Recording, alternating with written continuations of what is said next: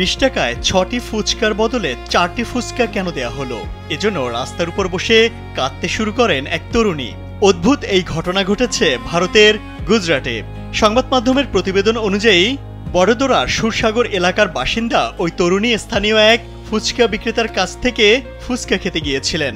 আশা ছিল 20 টাকায় 6টি ফুচকা পাবেন, কিন্তু ওই বিক্রেতা তাকে 4টি ফুচকা দেন। জানান 20 টাকাতে তার কাছে 4টি ফুচকাই পাওয়া যায়।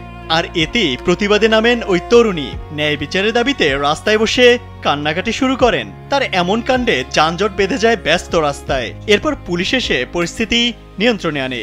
রাস্তা থেকে ওই তরুণীকে সরানো হয়। ইতোমধ্যে এই ভিডিওটি সামাজিক যোগাযোগ মাধ্যমে ভাইরাল হয়েছে। ভিডিও দেখে নেটিজেনরা উদ্বেগ প্রকাশ করেছেন।